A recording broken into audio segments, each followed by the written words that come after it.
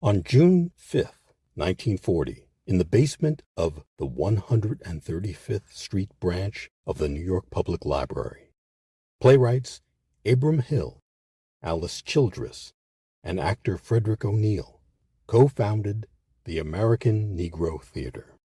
And along with a group of talented actors, they were determined to create something the world had never seen.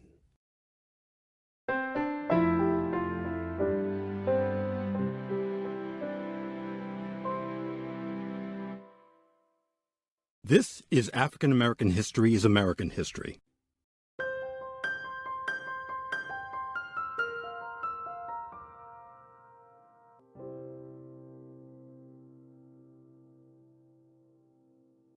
The American Negro Theatre, or the A&T, was born in the spirit of the Federal Theatre Project, a theater program established during the Great Depression as part of the New Deal to fund live artistic performances and entertainment programs in the United States. It was sponsored by the Works Progress Administration, or WPA. The Federal Theatre Project lasted from 1935 to 1939. With only meager resources, plus their own talent, grit, and conviction, they built a theater, one where every member shared the costs, shared the profits, and shared the stage. No stars, no egos, just the power of the ensemble. Harlem's Little Theater Library, in the basement of the 135th Street branch of the New York Public Library, hosted all of A&T's early performances. Their first Broadway triumph was the all-black cast of Anna Lucasta, a sensation that took their work from Harlem to the world. But success never pulled them from their mission. The A&T remained true to four guiding goals: to train a permanent acting company that reflected the unique gifts of African Americans, to tell the truth about Black life with honesty and integrity, to lead and inspire Black theater groups across the nation, and to use the stage to kindle racial pride, not racial apathy.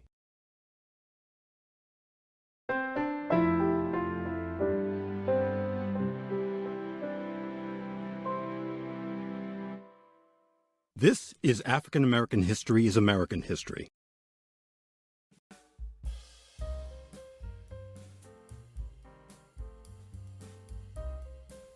The American Negro Theatre ignited the careers of a number of famous Black actors, including Harry Belafonte, Alice Childress, Earl Hyman, Ruby Dee, Ossie Davis, and Sidney Poitier. The American Negro Theatre was more than just a stage. It was a lifeline, a place where Black artists could train, grow, and perform at a time when mainstream theaters rarely opened their doors to them. Many who started there went on to shape the arts in profound ways, and their influence still inspires new generations today. On December 10th, 1944, the radio program New World A-Comin' brought their story to the airwaves in a live dramatic performance, which at the time would soon celebrate the 5th anniversary of the American Negro Theatre.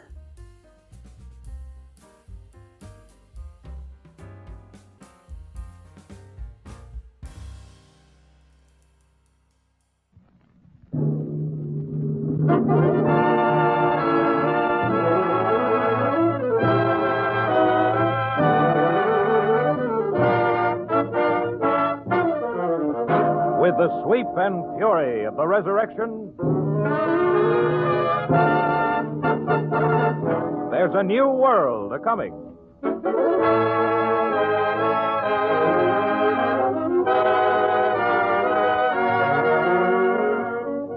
Today and every Sunday at this hour, WMCA, in cooperation with the Citywide Citizens Committee on Harlem, brings you a series of vivid programs on Negro life, based on the theme of Roy Ottley's book, New World A-Coming. Today's program, written, produced, and directed by Mitchell Grayson, presents the dramatic story of the American Negro Theatre, featuring the players of Anna LaCosta and Walk Hard, portraying their own roles in the establishment of the first successful Negro theater in America.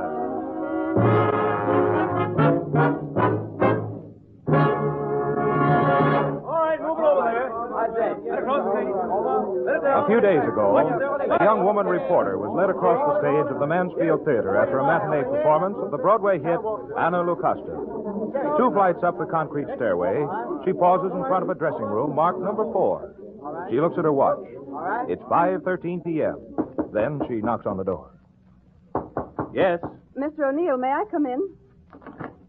Oh, I'm sorry. I was just taking my makeup off. My name's Grace Thompson. I'm a feature writer for the Digest magazine. Well, come in. I've been expecting you, Miss Thank Thompson.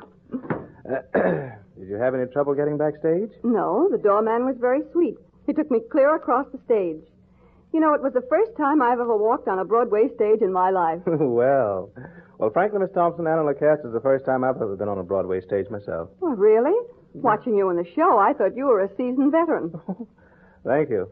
But my experience has only been in little theaters, semi-professional groups, and a few professional jobs here and there.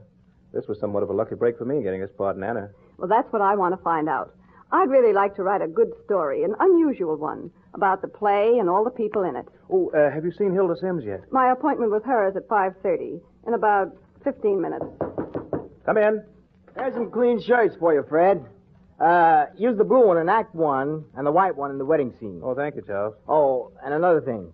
There'll be a company rehearsal tomorrow at 2. Mr. Gribble wants to straighten out a few lines. Okay, I'll be there. Okay. Sorry for interrupting you. See you later. So long, Charles. Now, let's see. How can I help you, Miss Thompson? Well, by telling me some interesting stories.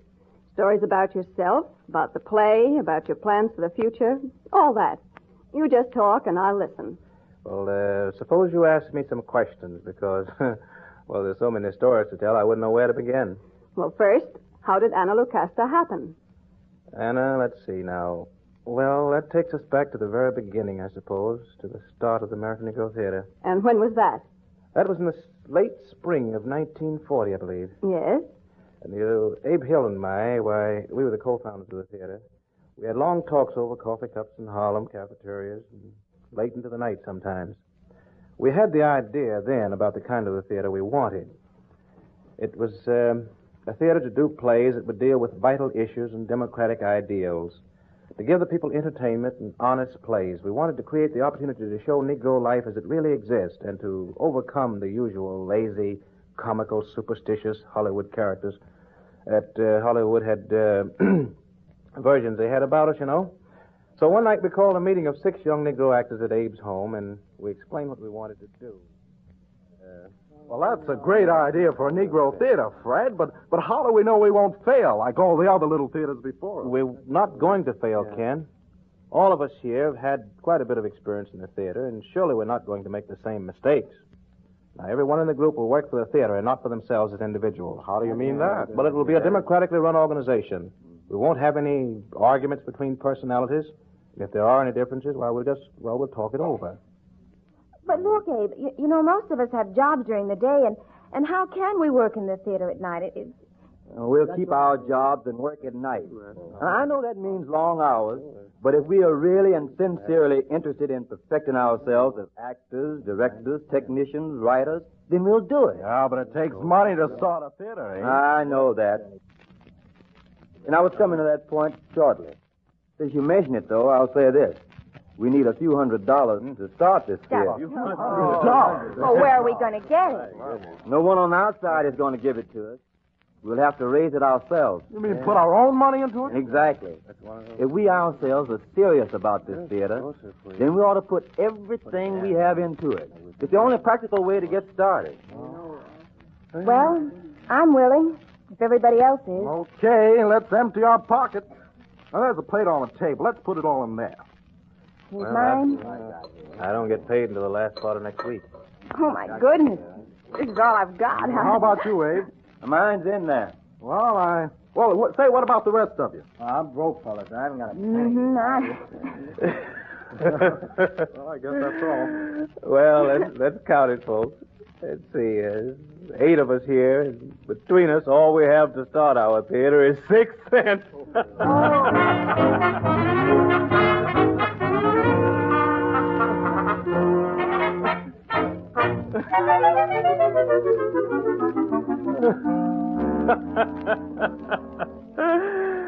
You know, looking back over that makes me laugh all over again, Miss Thompson. 6 cents was all we had in that whole room full of 8 people. Do you know what we did with that money? No, I can't imagine what anyone would do with only 6 cents. Oh, well, about the only thing we could do. We bought 6 postcards. We sent them to the friends who we'd spoken to previously. They'd had some experience in the theater. We asked them out to our first meeting. That was on June 5th, 1940, the 135th Street Branch Library. And did they come? Yes, 23 people came. Wow. And with the 8 of us who started the theater, there were 31 altogether. And today, 4 years later, about 70% are still members of the A&T. Well, that's an amazing record for a little theater group, isn't it? Well, we think so. And we've made other records, too. Like what? Well, we've never failed to give a scheduled performance. And that's quite significant because many professional Broadway companies have postponed performances. Either a star becomes ill or accident occurs here and there. But not the A&T. Is that it? That's it. We're proud of it. Well, that's fine. But you still haven't told me anything about your Broadway experience with Anna Lucasta. Oh, say, what time is it? Oh, 5:30. I'm supposed to meet Miss Sims now. Yes, that's what I was thinking. Well, I'll take you downstairs to her dressing room. It's only 1 flight below. Good. Now, watch yourself on those steps. I'll be careful. Lead the way. Walking backstage at the Mansfield Theater is quite an experience for me. Here's Hilda's room here. Come in. Fred, Hilda. I have Miss Thompson with me from the Digest. Oh, hello, Miss Thompson. Won't you come in? Well, thank you very much. Well, I got to leave you now, so I'll be saying goodbye. Do you have to go, Fred? Yes, we're having a discussion of our production of Walk Hard uptown. I'll just about be able to make it and get back in time for the evening show. Well, goodbye, Miss Thompson. So long, Hilda. Goodbye, and Fred. thank Nice you. to see you. Oh, my gracious, Miss Sims. Your dressing room is certainly crowded with photographs. Most of them are actors. I like autograph pictures, don't you? Have you met all these people? Yes, I meet them every night in the week, and twice on Wednesdays and Saturdays. They're all members of this cast. Oh, I didn't recognize them. They look so different on stage. Tell me, how did you get the leading part of Anna Lucasta? Well, that's not much of a story. I read for the part, and then it was given to me. Just like that? Well, there's a little more to it than that, I suppose. I guess it all goes back to the very first night I came to the American Negro Theatre. Tell me about that, please, won't you? Well, as you know, Miss Thompson, there aren't very many parts for Negro actors or actresses on Broadway. If you're colored, getting a job on Broadway is not only difficult, but it practically doesn't exist. Oh, there are a few parts around here and there, I guess, as maids, and that's about all. Well, come to think of it, the only other Negro show on Broadway is Carmen Jones. And I can't sing. At college, I played in a few stock productions, but when I came to New York, I couldn't get a job on Broadway. Yet I did want to work in the theater, and the only theater that was open to me was the American Negro Theatre, in the basement of the 135th Street Library. So you applied there for membership, is that it? Well, it didn't happen exactly that way. I had heard about the theater, and one night I walked in while they were rehearsing Three's a Family. I took a seat quietly in the back row and watched for a while. Kitty, you can't do this to me. Do this to you. Do you know what you do to All Judy? right, You everybody, throw hold at it. me. Freeze. What's the matter, Abe? What happened? Nothing. Just a bit part in this scene that's still not cast. We need another actress. There's nobody else here. Say, who's that sitting back there in the last row? I don't know. Somebody new, I guess. Will you come up here, miss? Yes, sir. Can you read? Well, I think I Here, can. take this script and get on the stage. Now, don't act, just read. It's the part of Marian Franklin. Yes, sir. All right, everybody, we'll go ahead now. Continue the action where we left off.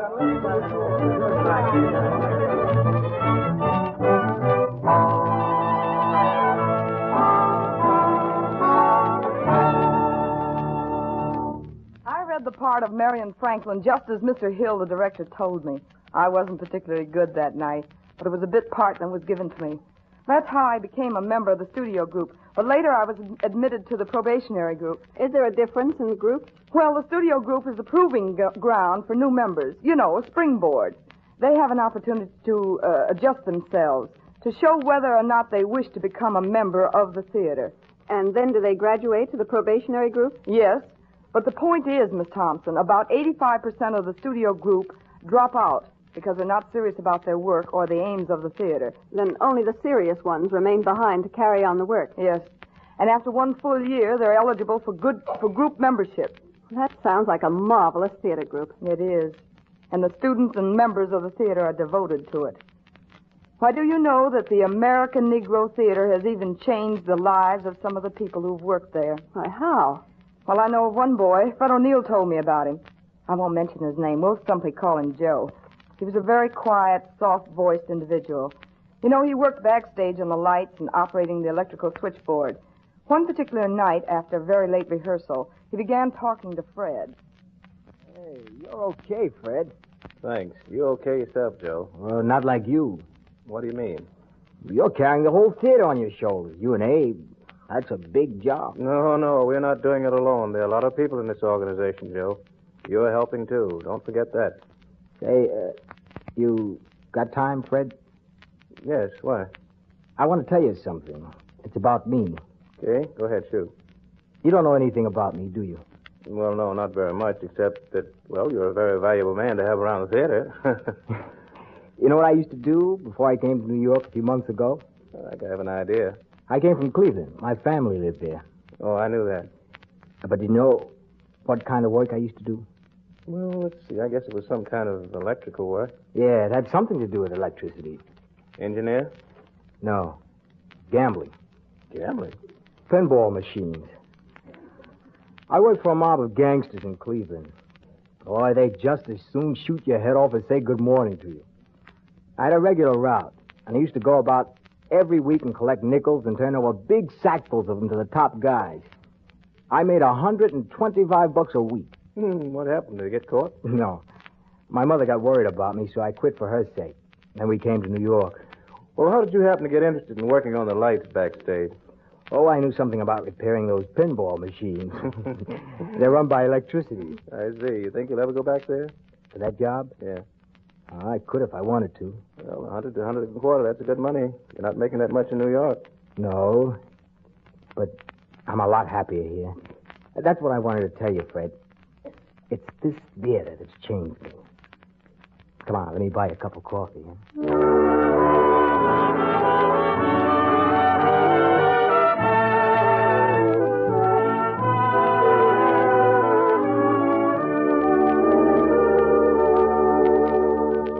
Imagine a boy like that being rescued from a criminal environment and adjusting himself into a well-balanced life for the future.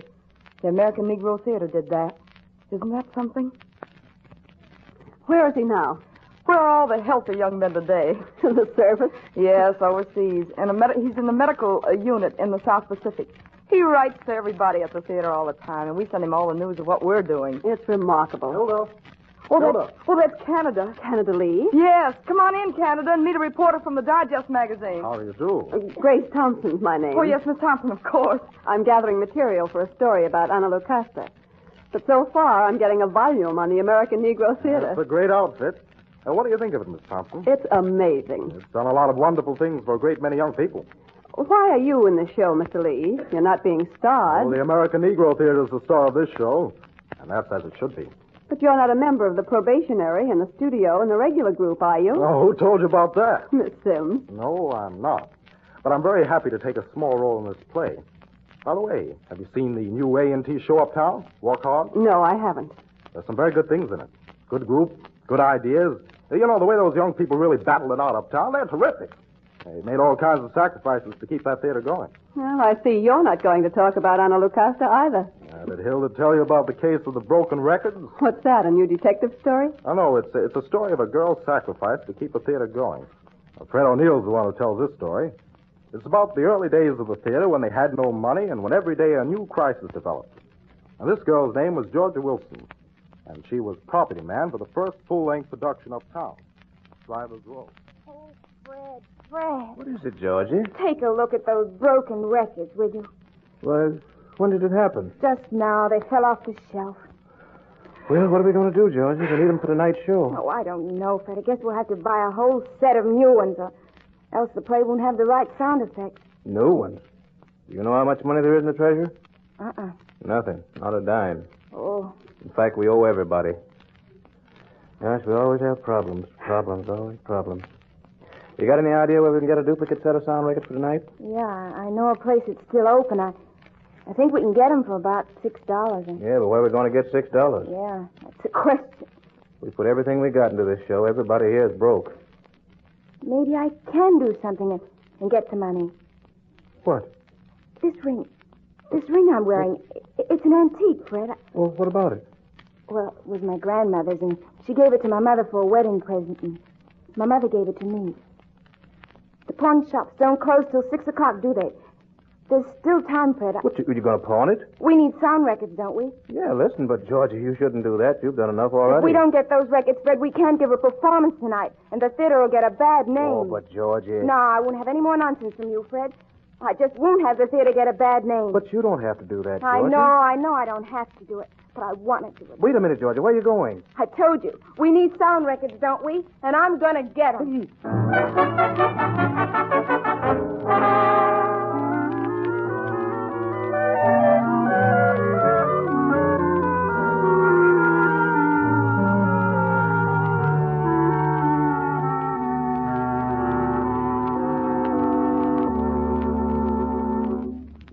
That's the case of the broken records. Now, the point of the story is not that a ring was pawned to the theater, but that in every crisis, the theater came first. And that's the way the young people there built it. Well, with such devotion, the theater will probably continue forever. It probably will.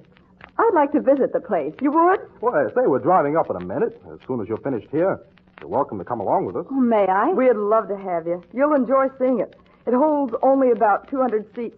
It has a small stage and a few lights and some curtains and a tiny switchboard.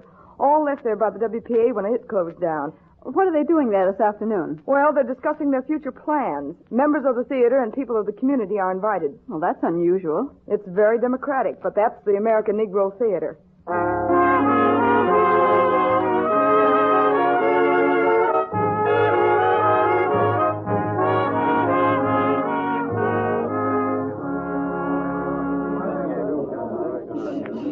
The meeting's already started. Let's sit in the back of the theater. Who's that speaking now? That's Abe Hill, author of Walk Hard and the director of the theater. Let's listen. 4 years ago. We've come a long way since then. The critics have seen our plays and bedecked us with praise. But our group will not lie back and rest on those laurels. We will continue striving to be dignified, mature place for Negro actors, playwrights, directors, and technicians in the nation's theater. We shall do more and more plays which will help to create better relations and understanding between Negroes and whites.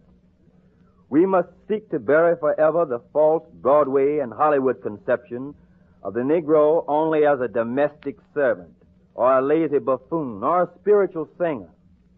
In the everyday lives of our people, there's a rich emotional depth which deserves serious study by those who have presented Negroes only as misfits of society. Subjects for future plays should show the Negro and his family life, his place in the social structure, his relation to the white world and the democracy that both white and black are striving for. This is our mission, and we are determined to keep plugging away at it. We know that in the past, commercial theaters have done more to drive the Negro out of the theater, both audience and performer, than to bring them in. We hope to revise this trend, bring the Negro audience and talent back to the theater by winning for the Negro his rightful, dignified place in the American theatrical world. The floor is now open for discussion. How did you like Mr. Hill's speech, Miss Thompson? I thought it was very much to the point. As a matter of fact, I thought it was excellent. You know, when I came backstage to see you today, I thought I was going to write a piece on Ana Lucasta. And now? And now I realize there's a much bigger story than Ana Lucasta. It's the story of the American Negro Theatre. That's the one for me.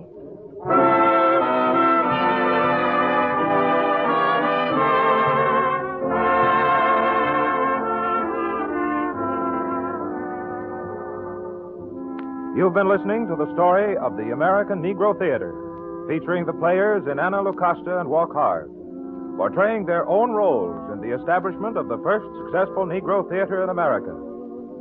Featured on today's broadcast were Hilda Sims and Frederick O'Neill. Other members of the cast were Ruby Dee, Alvin Childress, Earl Hyman, Lorene Scott, and Charles Perry. Today's program was written, directed, and produced by Mitchell Grayson. Music by James Lazito was conducted by Jerry Sears. Theme music composed especially for this program by Duke Ellington. New World A-Coming is based on the theme of Roy Ottley's book by the same name. Next week, the dramatic story of the Negro in the National Maritime Union, which incidentally will be witnessed by 300 Negro and white merchant seamen recently returned from various theaters of war and temporarily in New York before shipping out again to the war fronts. If you'd like to attend a broadcast of New World A-Coming, you may obtain tickets by writing to WMCA, 1657 Broadway, New York, 19 New York, and the tickets will be forwarded to you at once.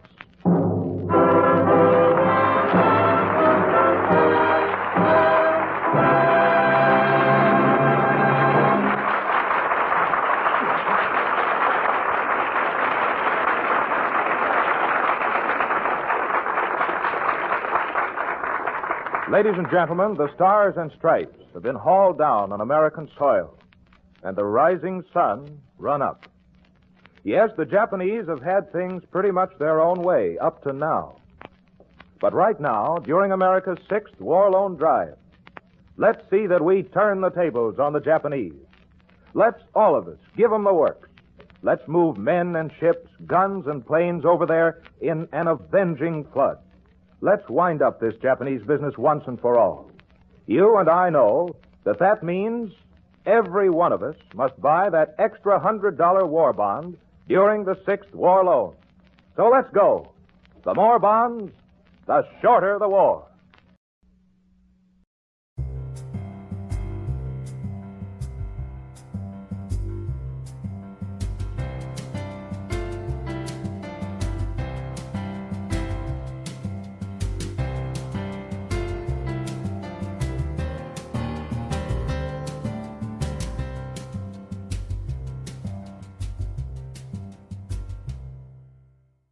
This has been African American History is American History. I'm Harlan Kearsley. Thank you for listening. And if you haven't done so, please subscribe. Once you do, you'll be notified as soon as new episodes are posted. Thanks again, and please stay safe.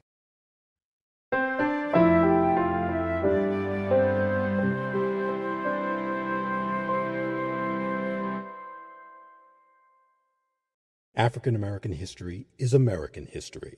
Copyright H.C. Kearsley, 2025.